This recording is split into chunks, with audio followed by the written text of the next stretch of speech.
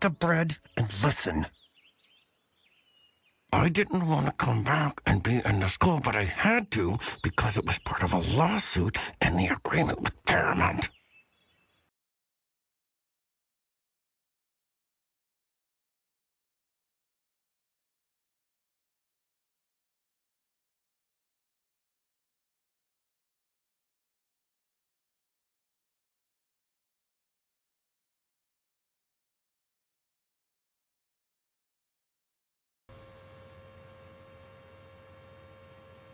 What's on, everyone? Jeremy here from The Quartering, and South Park premiered last night in what can only be described as an episode that they probably put together this week based on everything that was in it. We're going to talk about a couple of the references they made.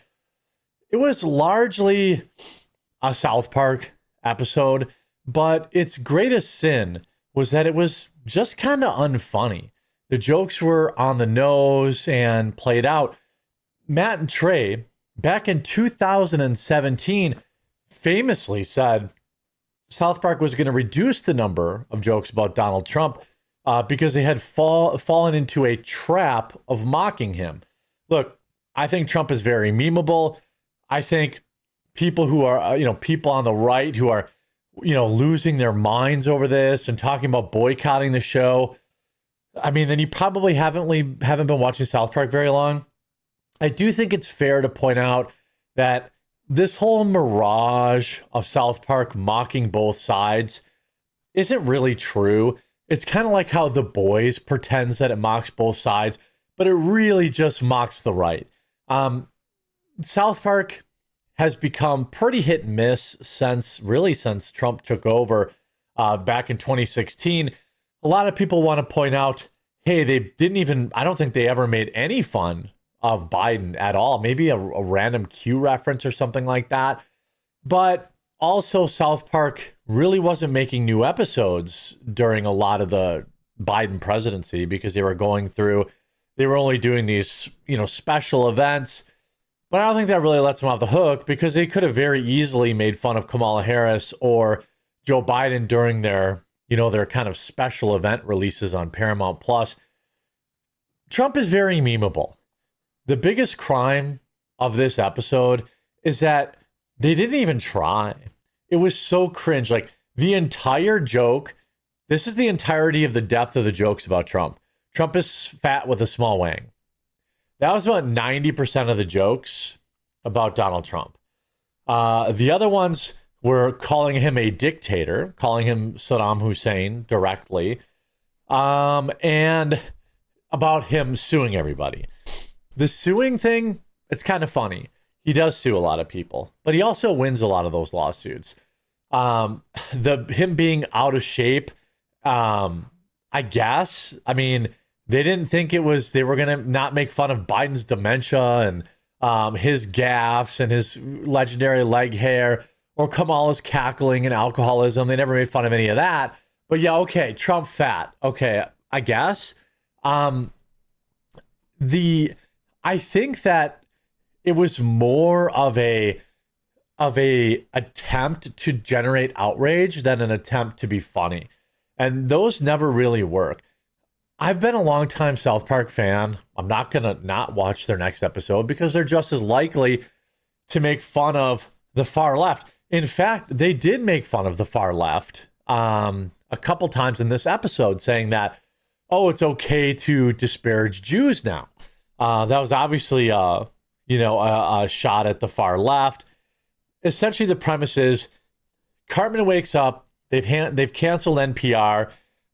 There's no girls allowed no boys allowed in the girls' room, and he has no reason to live anymore. And actually, I kind of understand where that's coming from because a lot of the kind of woke outrage that I used to cover a lot.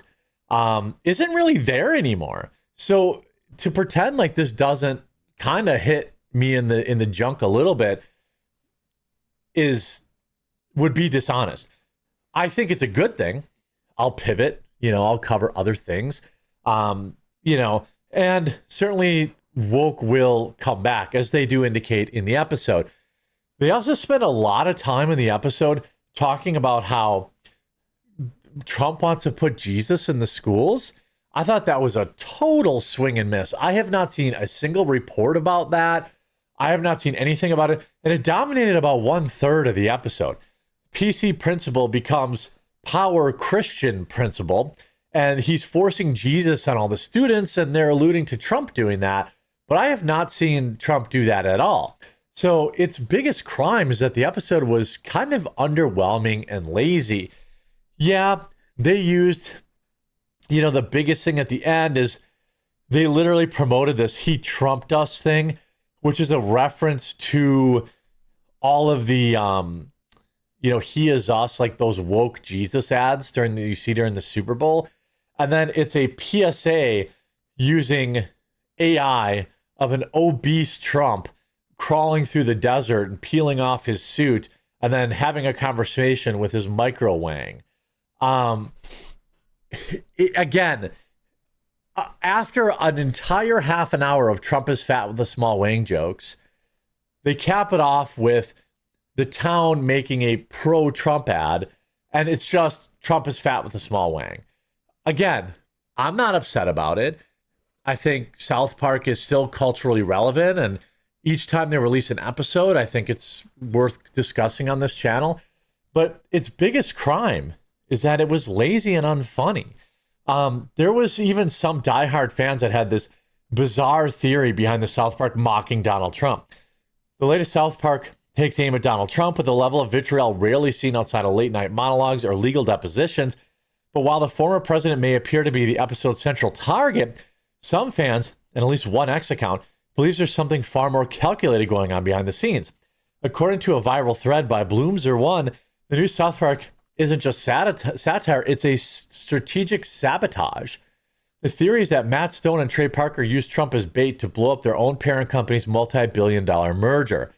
The claim sounds outlandish until you trace a recent history between South Park, Paramount, and Donald Trump, and suddenly it doesn't sound so crazy after all. Well, I just think that Matt and Trey have gone from libertarian to really, really suffering from Trump derangement syndrome. The writing was so lame. Like, Garrison as a Trump stand-in was actually funny. Now just making Trump Saddam is kind of lazy. And there was some subtle jabs about AI ruining relationships that I thought was good. But you see this long thread. It got 11,000 likes. And it's just saying, they agreed to settle and pay him $16 million. It's all about the lawsuit. So when the lawsuit settled, Paramount is waiting to complete the merger, and they try to torpedo that. I don't buy that. They also had a couple of, skewers about the, Trump being on the list. Again, if Trump was on the list in any meaningful way, and I do believe he's in the court documents, because of course he's in the court documents. But you see, South Park targets President Trump over the Jeffrey files, and their new episode puts him in bed with Satan, which obviously flies in the face of him putting Jesus in all the schools. Again, it was kind of lazy. The episode comes to South Park just reportedly agreed to a 5-year 50 episode, $1.5 billion deal. So last that night's episode cost them $300 million. That's more than a Marvel movie. They spent more than a Marvel movie on that. And it was basically, again, it's really like so lame when people that haven't cared about the list for the past 5 or 6 years suddenly care about it. Like, I'm curious, has South Park ever referenced the list before this? If they have, I stand corrected. But, you have like Nancy Pelosi and all these Democrats are like, yeah, I think we should release a list. The only reason they're bringing it up is to use it as a cudgel against Donald Trump. It's not really creative. And again, this whole like Jesus thing is really weird and like doesn't really make a lot of sense. It's fair and reasonable to hold Trump to task at this point. He said he would release a list. I agree. But I do think that the list videos are largely, X related and a small subset of, YouTube viewers. A lot of people in the comments of this video will be yelling about how they still care about the list. But I put out a video yesterday about Jelaine testifying, and it was my worst performing video in 3 weeks. It was so bad I had to delete it. So, I mean, I don't know. Either YouTube is suppressing those videos, or, which is certainly possible. But then you got like normies like Moist Critical and the crypto guy, CoffeeZilla, making videos about it and getting millions of views. So I don't know. Maybe it's just my viewers don't care about it. I think my viewers are probably just over it because they've been plugged in for so long and there's so many normies coming along and they're like, ooh, what's this? It's a way to own Drumpf. I don't think, I think there's a lot of fake, pretending that a bunch of conservatives are really upset about. But you see, some of y'all are acting like you don't know South Park attacks both sides. Relax. Trump isn't a sacred cow.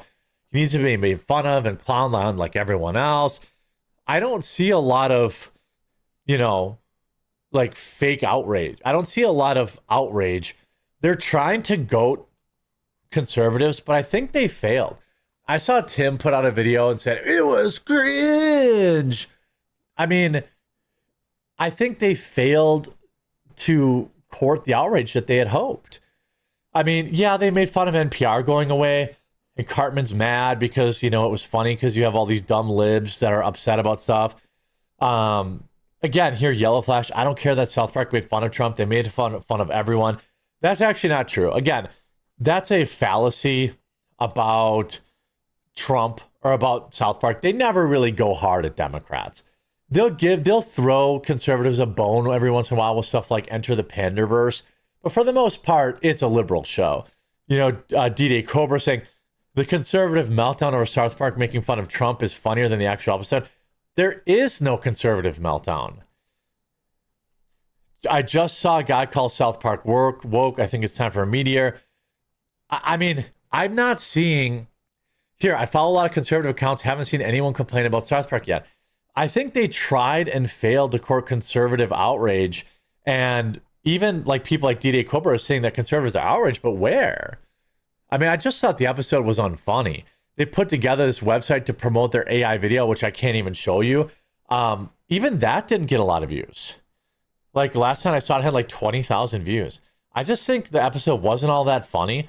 And they used the same old tired jokes about Trump. And we've heard it all before. And they try and failed. They tried and failed to trigger people. And I think that part was obvious. And that's never really what made South Park good. I hope episode 2 gets back to just good writing. We'll have to wait and see. I hope you enjoyed this video. If you did, make sure to leave a like on it, and we'll talk to you again real soon.